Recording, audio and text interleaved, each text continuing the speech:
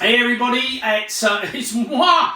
Listen to me speaking French, yes, because I'm in France at the moment, at my place down the road. Hey, look who I bumped into. Yeah, this is one of the girls from here. Look at this. Look, Pardon Your French podcast. Would you believe it? They are doing so well.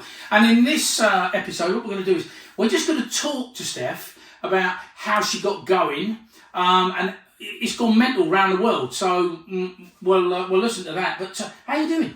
I'm okay, Steve. It's a Monday evening. Work never stops. It never ends. It just constantly rolling. So we're in our new studio that we've half finished. So Yeah, it's looking good. it's all right, isn't it? It's getting there. It's getting there. Final touches are near upon us. But yeah, we're getting there. We've currently been sponsored by Coppercock Gin.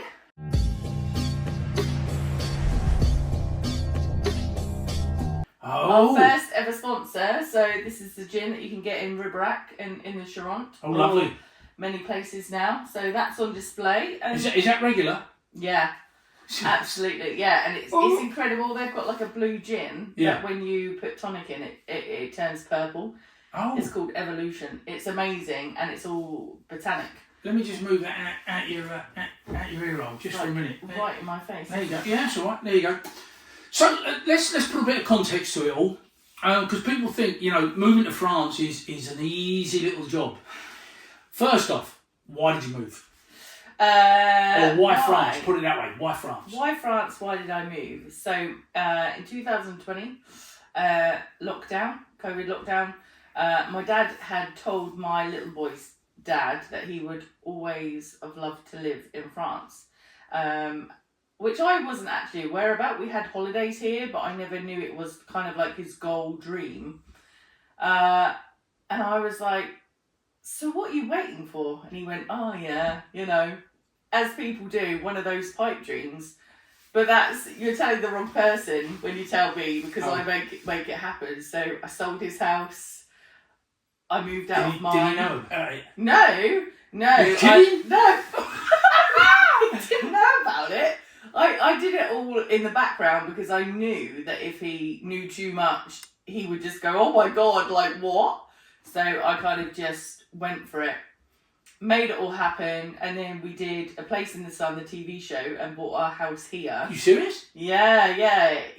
We filmed in July 2020, and we physically moved out here on the 9th of December 2020. Oh. So it was a very, very quick process for uprooting our lives. Just quickly, because I mean we get that program obviously back home. It's a program that people love.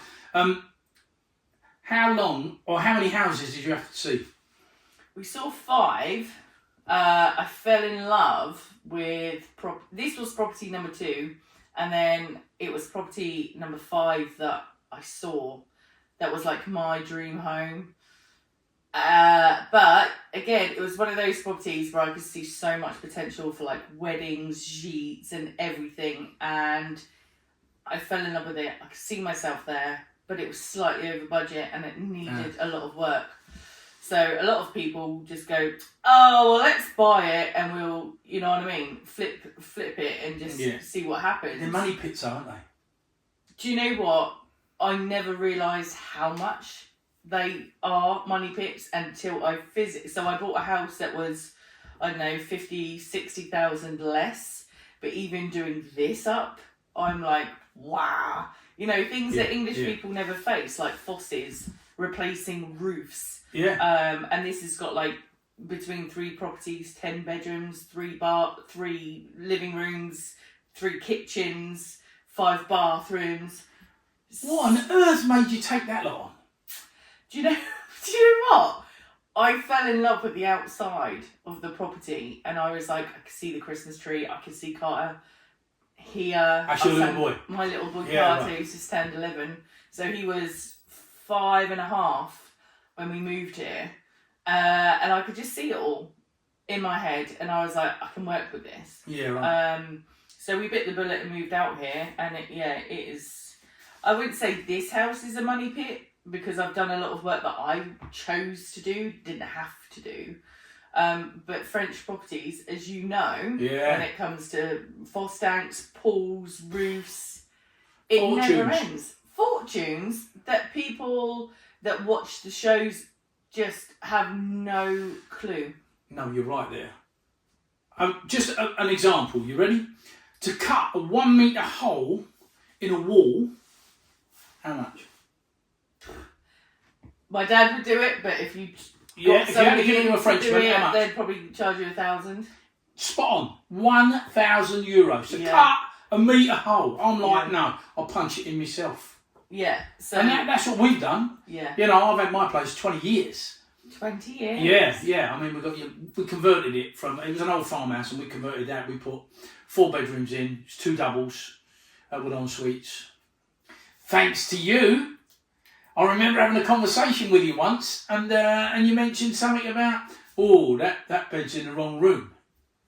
Yes. Can you remember that? I remember one We night. were over, yeah. So I turning mean, the sofa round yeah, and repositioning things That and was being like, actually, that would be better there. Yeah. and that was actually, I think that was when you mentioned that you were doing the podcast, and I was like, Yeah. "Oh, really? So I'll roll back to how we met because it was one last year. It was like a random day, and one of our mutual friends, obviously I didn't know at the time, Sharon in Brossack, and I happened to mention her to her on the school run that I was looking for a pool liner. Oh, that was it, yeah. And she was like, well, I know somebody that might have a pool liner that would fit your pool for sale. And then you rolled up with one of your friends, and I was like, hi. And we just started chatting, and it was like I've known you years. Yeah. And then you went, and then you came back again, and Yeah. you kind of like. Do you had think dinner. that's because we are English and there ain't that many English out here that you tend to hang on to them? Do you know what? I would say when I first moved here, absolutely. Because I fell into massively, like most people do, fall into the expat community because I didn't plan on ever living in France. I knew nothing about France, the Right. culture, the areas, the property, Yeah. people, nothing. And when I first moved out here, I guess a lot of people knew me because obviously from watching Place in the Sun, Oh, of course. and it's their local area, so they all tuned in. Right. Then I rolled up and they're like, hi Steph, and I'm like, I don't know who these people are. So I took time and I got to know them, and I would say 9 times out of 10 they are salt of the earth, incredible people. And I got invited to every party, which was lovely, and I was like this social butterfly. But actually 4 years down the line, I can honestly say I'm such an introvert. I know I'm a massive extrovert and I can have loads of energy and I can make a party happen. But deep down, I'm such a home bird, and there is nothing better than I love to be at home and, you know, do up a studio or have friends around for a meal rather than going out and going crazy now. Yeah. I kind of got that out of my system, and it takes a while to come into a new community to filter Right. through people that you. So I boiled it down to this: just because you speak the same language doesn't mean that you should be friends. No. Which a lot of people go, well, you're English and I'm English, we're both terrified, we're in a new country, do you know how to do this paperwork, do you know where to go and buy this? Yeah. You have common ground, don't get me wrong, but it took me a long while to filter through true friendships to acquaintances to people I knew then they kind of knew me, and I was like, if your values and your morals do not align with mine, we cannot be friends. Yeah, right. I will always say hello to you, but we will not hang out. Yeah. And that's taken, even now, 4.5 years later. I think that was the case with Sharon. Our mutual friend with Sharon. You know, Yeah. we rolled up. Very first time we came to France, me, my dad, me 2 mates. And we went down to Bain, the local village, and said to me, village. Yeah. And she had the restaurant. So that was before my time, I didn't know that. Right, yeah. When we walked in, we went, parlez-vous anglais? And she went, I speak English. And we went, how you doing? Amazing. Yeah. She said, you do got bacon sandwiches? We cooked the full breakfast. Wow. Yeah, she used to do it all. She was great. And like you say, yeah, she moved on from there, and now she's up in Brossack doing something totally different. Yeah. I'd heard about how good her place was. Yeah. But that was obviously before my time. I can't remember how I met Sharon, but I remember meeting her, and we've been friends kind of ever since. She's great. Yeah, sort of really kind of people. And it's funny you saying earlier, about paperwork and everything else. She was my go-to. Yeah, she still is my go-to. go-to. A go-to person to help with French. And even if you are English and you are very good at French, the French system is so different to the English system. And when I first moved here, I was like, what's a carpet out? Like, I was the greenest, naivest, stupidest person you will ever find that moved here. Well, there's not a manual on it, is there? There's no manual, which is kind of why we started the podcast, because we want to give people a bit of a foundation to, if you're ever thinking about visiting France, where to go, right? What to expect, or if you're thinking of moving here, what kind of things are out there. So we did an episode on FOSS tanks. Are you really? Which, to me, I didn't even know what a FOSS tank was, but Vanessa, who's my podcast partner, her husband actually installs them. But she is one of these girls that has knowledge about everything. And she's American, isn't she? And she's American, so she was quite used to them. And I was like, I don't know. And she was like, let's just do a podcast on it. And it was one of the biggest hits ever. Oh, really? This, faucetting system. But and again, we did an episode called Friends and French Fries. And that is our third biggest hit. What was that about? The expat community. Oh, right. Yeah, because it's a thing. It's a definite thing, and I can boil it all down to an English person would be like, oh, okay, Emmerdale on steroids. Emmerdale Farm on steroids. It is literally that. It is just like, I don't know, being in a tiny little Cornish village. Yeah. I mean, the Charente is huge, but everybody knows everybody. Word travel, and even when you intermingle with like the French community, like I have French neighbours. Yeah. And even then, I'm like, what? Like, wow. You know, the things that people talk about. I'm like, how was that ever a conversation that people actually took their time to have? But they do. Yeah. And I think there are a lot of people out here that are mainly retired. Yeah, there are a lot. Yeah, you don't. Back in the day. Yeah. 20 years ago when I came over, there was a lot of English young couples came over. Oh, really? And it got to the point where Bain had nearly 45, 50 families move into the area. Yeah. But they're not there anymore. They're not there anymore. They've gone. Yeah. You know, I mean, you come over here and you think, I can get on, I can do this, and it grinds you down. It grinds you down because you look at the property for like what you can get for your money. Oh, yeah. And then you go, oh my God, like that's amazing. And then you always undershoot how much it's going to cost to live here. Yeah. Trying to get work when you don't speak the language, which again, complete naive, but COVID happened. Here I landed. And I just took it upon myself to think that this is going to be the most incredible adventure that I ever had. And whether it worked or it didn't work, I didn't care. Right. I just wanted to give it everything we had. And how are you doing? Great. Yeah, great. Do you know what? Like, when people ask me, like, oh my God, what's your biggest takeaway? And I'm like, do you know what? I would never, ever have thought for 1 second I would be doing a podcast, because I can talk, but I'm an internal thinker. So sitting down and having conversations to somebody I think that has got ADHD, because by the time somebody asks me a question, I've already thought of it, considered it, and got the answer. Yeah. Like that.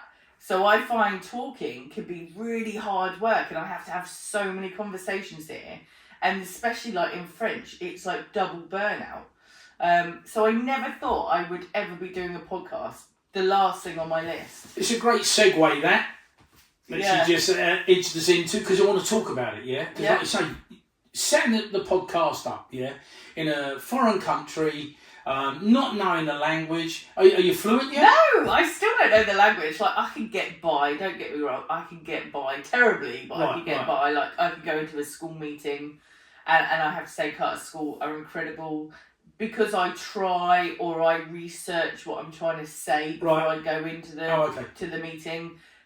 They get me. I mean, sometimes, you know, my phone will ring and I'm like, oh my God, I'm so sorry. Like, I've tried to put it on silent on my new phone that I can't work and I've gone, mad!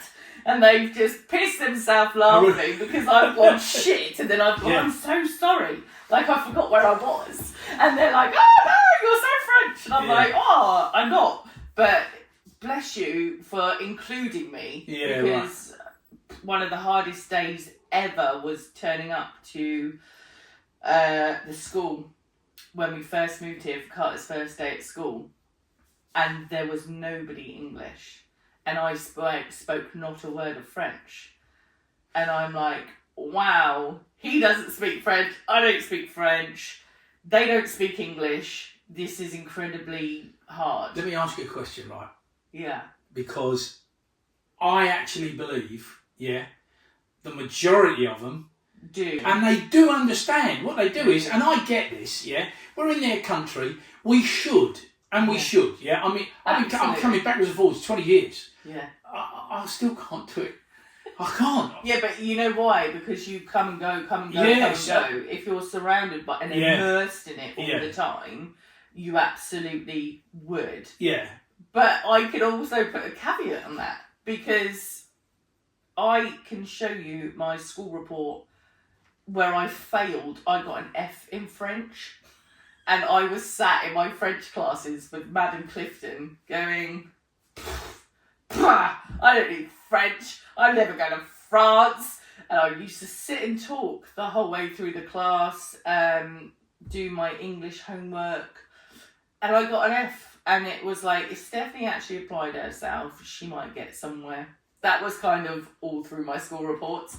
And I thought, who cares? Irony, it comes back to bite you on the arse. And then I just think, if Madam Clifton could see me now, she would spank me. But yeah, it's as long as you try, they appreciate the fact that you've tried. No, that's very true. But no way in this world would French people move to England and be so arrogant not to speak French, like English, or learn. No. Their priority would be to learn your language out of respect. I actually believe English is a lot easier to learn. It is so much easier. I mean, who turns... You got a red car. No, you haven't. You've got a car that's red. Red, yeah. And do you know what always gets me? The juice, the orange. Like orange juice. I'm like, but it's orange juice. And they're like, no, it's the juice of an orange. And I'm like, what? Like, in my head, it screams inside every time I try and turn it round. Yeah. But I have to say, I've made really good friends with the people at the local spa.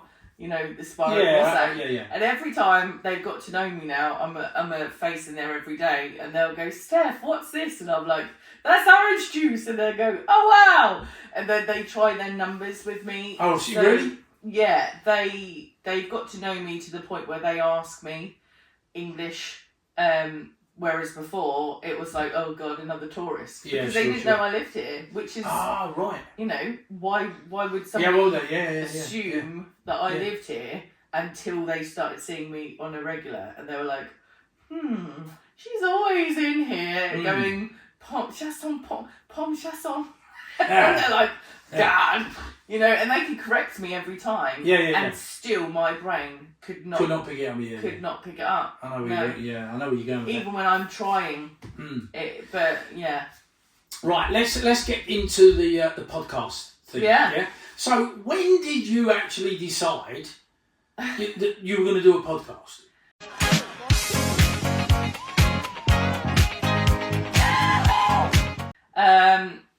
It was a very specific day. I get these like moments when I'm in my car and I'm listening to music that I love, and I had this like energy boost, and I was like, right, I need to do something that's fun. And who can I do it with? Vanessa, who I met at a party 3 years ago, and she fell in love with me, and I fell in love with her in a non-sexual way.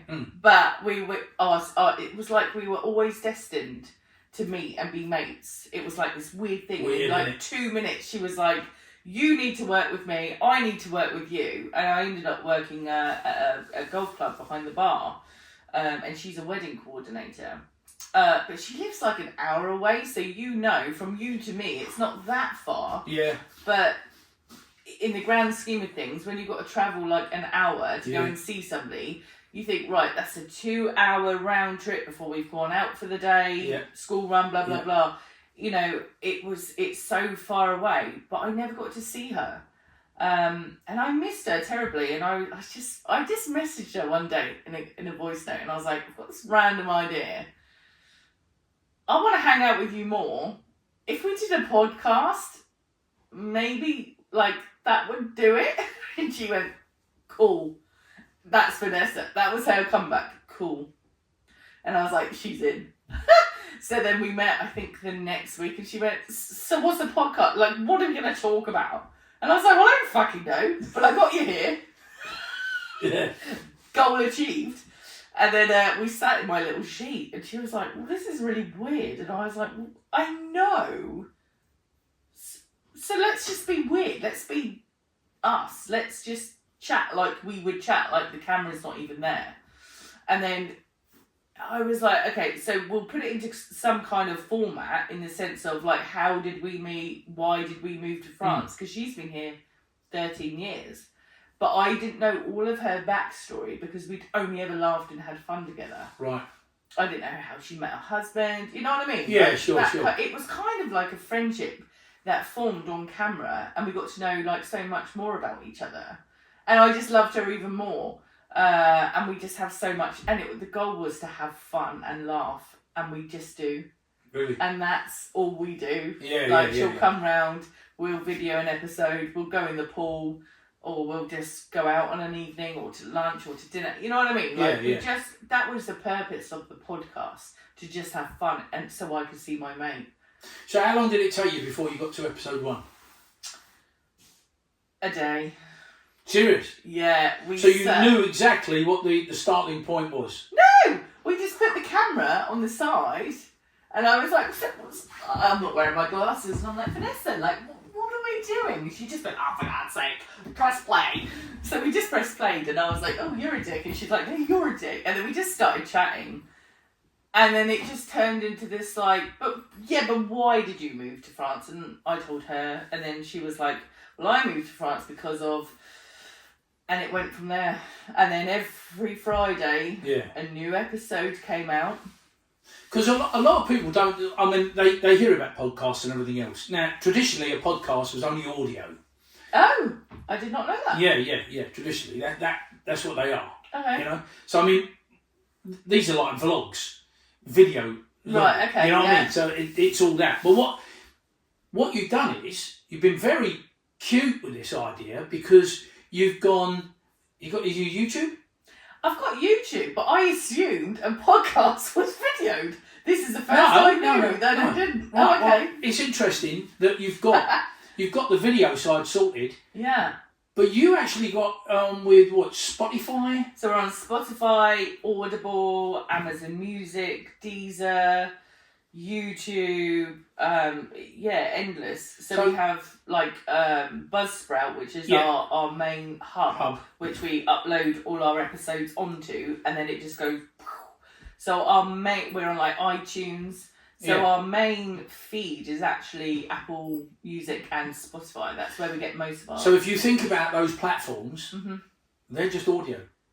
Yeah, which never crossed my... Because one of my friends, I think it was like episode 3, she's like a religious listener, and she sent me like a picture of her, and she's got a beautiful car, and it came up with Pioneer French Podcast, like our thumbnail, in her car, as she was driving, and I was like...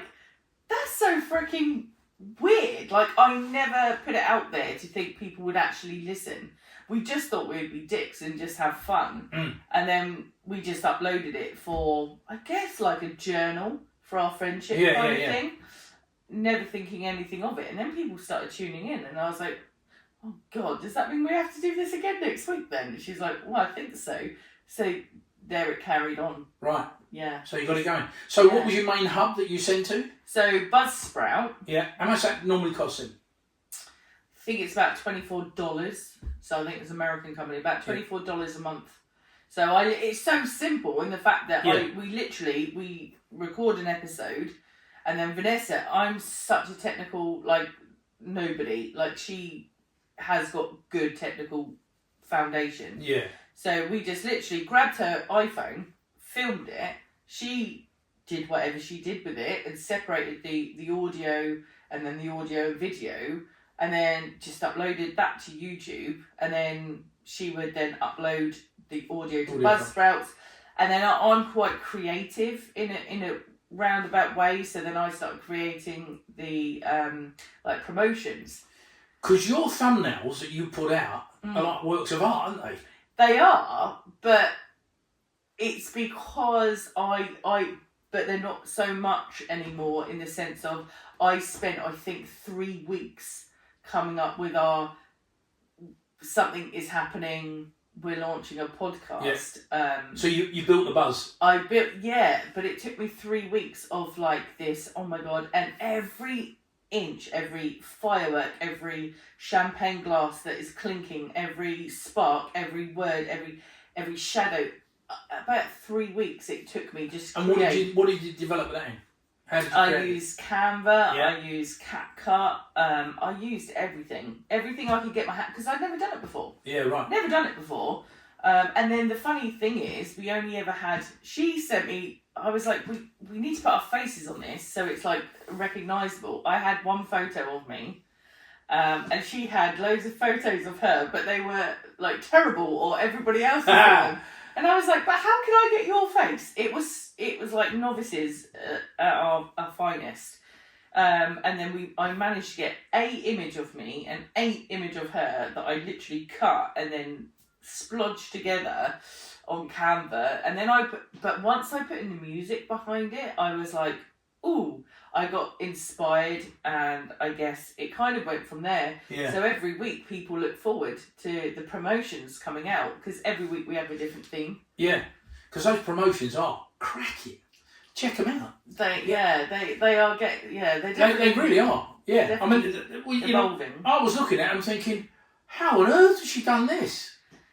Yeah, it's taken a while. So my favourite one is of the actual Bruno Mars, the first ever released one, and then I did another one called Come With Me, which is the Charlie and the Chocolate Factory. Oh, Charlie and the Chocolate, yeah. Imagination. Yeah.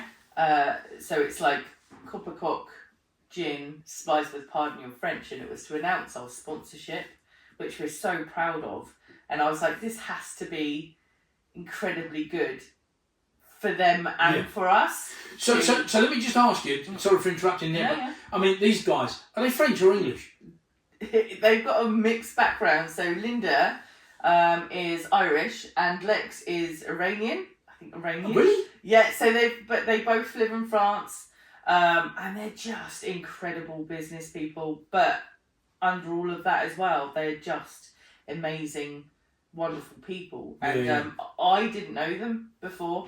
Vanessa kind of introduced me to them at a music evening, and she said, "Oh, this is Linda and Lex, and they do the Coppercock gin." And I was like, then I saw one of the bottles, and I was like, I recognise that. And I think the year that I'd moved here in the December, we'd gone to a Christmas bricon / Christmas fete thing. Yeah. And I remember a guy selling gin, because I freaking love gin. And I bought a bottle of gin that had gold flakes going through it. And I just remember this gin, but I never I drank it and thought nothing of it, about where I could get some more. And then it turned out to be Lex. And it's one of their own. And it's their own. And they had the Coppercock Bar restaurant in Ribrac, which they've now shut because they're focusing completely on their distillery, which is incredible. And on the 5th of August, we're going to be doing an episode from there, because we're launching a, pardon your French, cocktail. Oh. in line with the Coppercock Gin. And they're going to be doing a alcohol-free gin. They do rum. They kind of do a bit, everything. He is the Willy Wonka of gin, which is kind of where I got the inspiration. And I heard the song, and I was like, can I work this in a way that it seems like a magical kind of experience with like the glass elevator, the glass of the bottles and everything. And I could just see Lex tinkering in his distillery, which, you know, Willy Wonka was my favourite film growing up. And when he's on the push bike and he's riding and he's singing this song and all the like shaving foams going everywhere and he's tinkering, and I was like, that's so Lex, because you know, the amount of times and the amount of effort and work that goes in to make a gin and that recipe. And, you know, they do an incredible job, and I love it. And I have to really love or believe in something to recommend it, because otherwise I'm kind of like, you know, I'm not really interested in things. But this I love, and I drink, and I would recommend to my friends and family. Coppercock gin. Yeah. Check it out. Yeah. Can we get it in England? It's on its way, so they are literally going to explode this year and next year. They are going to be on Amazon. You're going to be able to get it everywhere. Wow. They are opening up their own website where they'll be able to, you know, ship it worldwide. They're currently, which I love, they still go every Friday to the Ribrack Market and have a little stall. Which I love, because they're on such a scale now. But I love that because they stay true to their roots. And you know, the French market, they had an incredible stall up in the Paris Christmas Fair. Oh right. You know, they can do it on a large scale, but they also love to stay local and look after their local clients that are so big. All right, moving on. Let me ask you, what's your next podcast going to be about? So the 5th of August, which is the Coppercock Gin, but we've also got something lined up. So once we start this podcast and we saw weirdly kind of how it reached out to different groups of people within the community, but further afield, that were looking to possibly move here or come on holiday. So me and Vanessa kind of put our heads together and we're like, how can we meet all these people? Because obviously they hear us down an audio line in the car, or you know, they watch it on YouTube or whatever. I was like, but we don't know who these audience is. So I was like, why don't we arrange like a once a month community podcast where we all get together, different locations. So one of our number one goals was to support local business, because anybody having a business in France, it's not easy. It's really not an easy business. And we have lots of networks and friends here that do have bars, restaurants, clubs, different businesses. And I was like, why don't we go there and just host a Pardon Your French community? Great idea. Where everyone can just go, hi.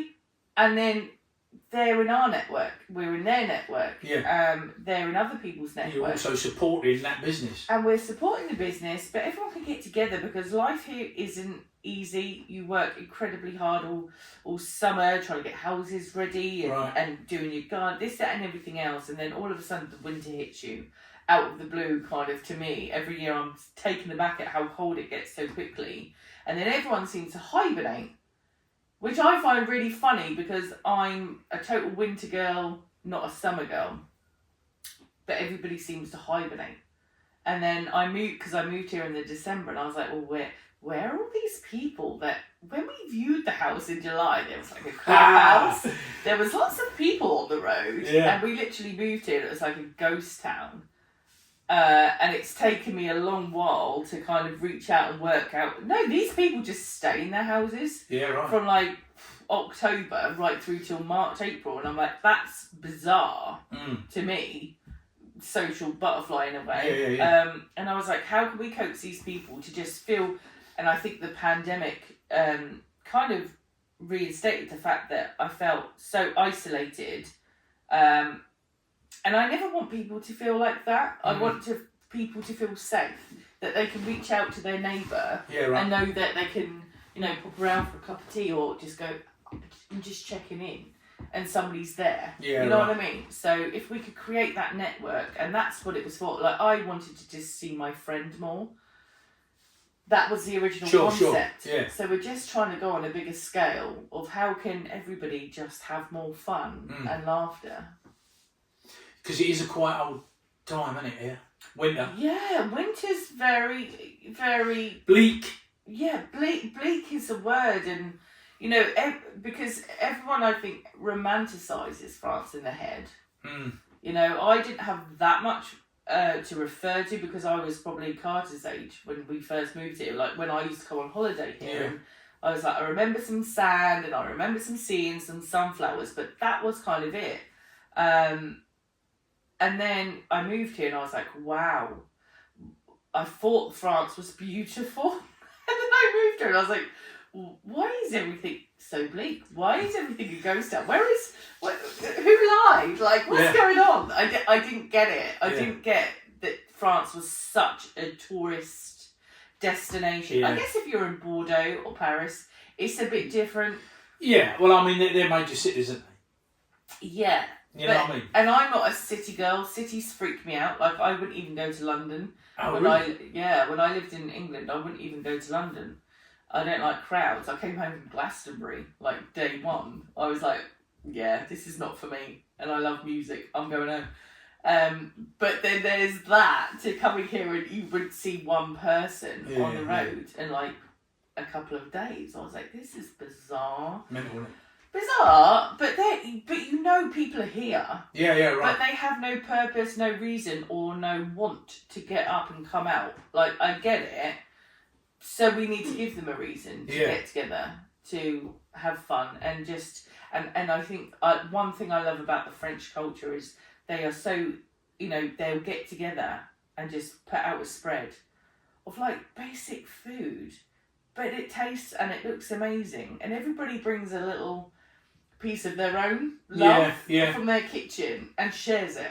I love that. I guess it's a bit like the Italian culture. Yeah. Compared to English people, it's very different. And that's one thing I loved. And I was like, maybe we could just go to a lake and have a massive picnic with some music on a grand scheme. And just... That'd work, wouldn't it? Yeah. Yeah, we do the podcast from there. And then we're going to do the podcast from there and just talk about getting people together, really. Yeah. No, that's good. All right, well, we're going to wrap things up, yeah? But what I'd like you to do is, if somebody's thinking about going into podcasting, right? Thoughts, recommendations?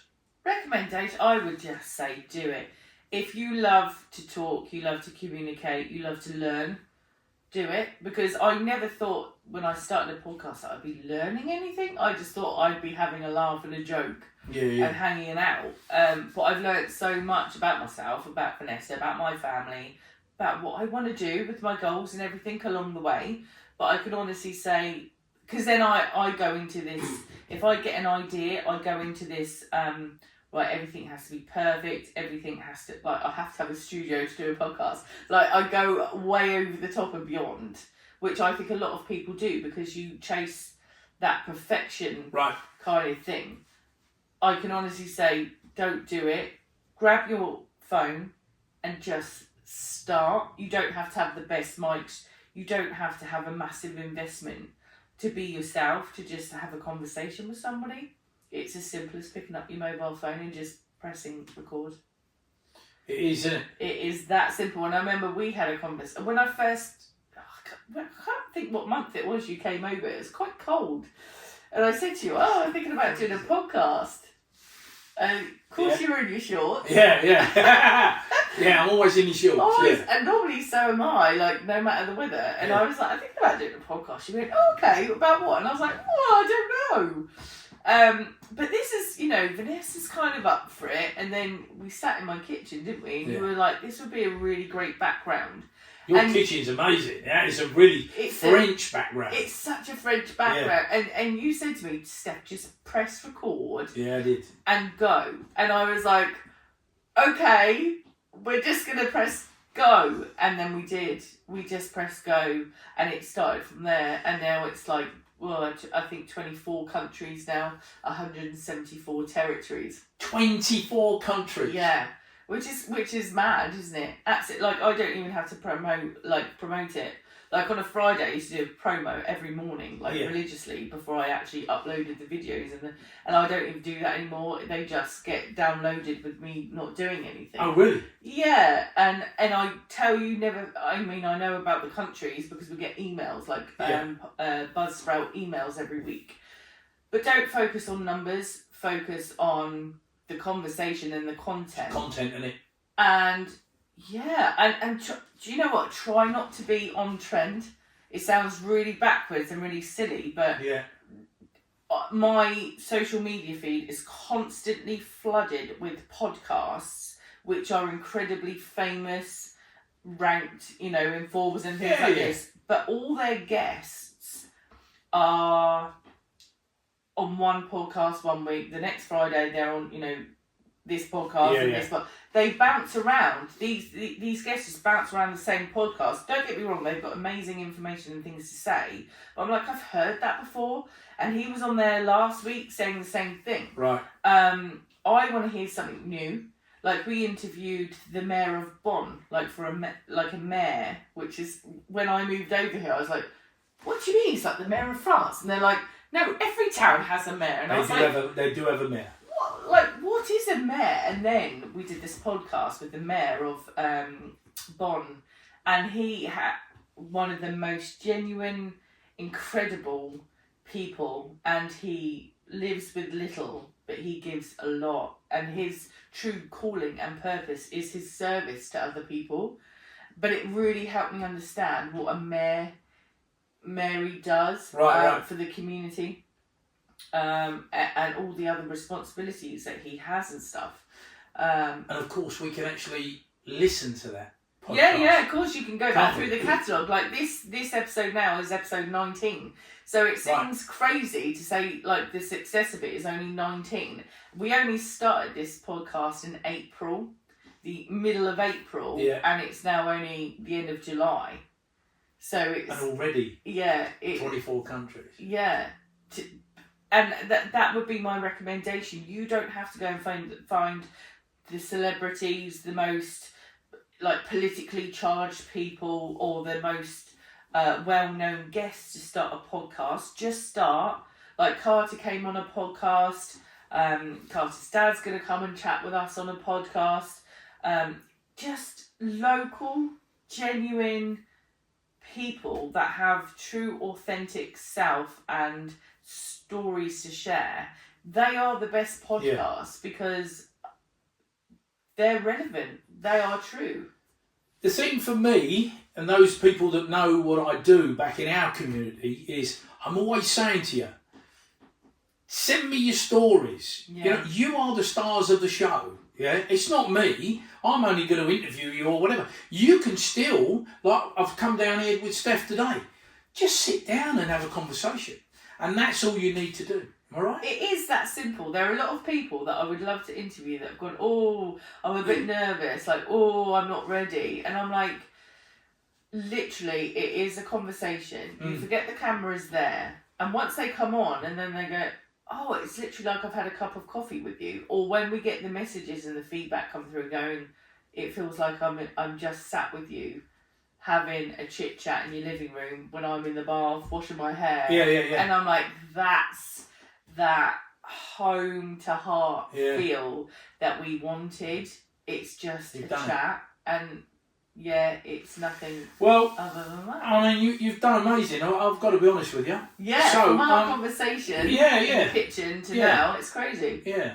Well, that's it for this episode. Hopefully we will we'll get to see Steph and Vanessa. We'll need to get Steph and Vanessa at some point. So just so you hear that American twang. Oh God, I love it. But for now, see you later, everyone. Thank you so much for watching.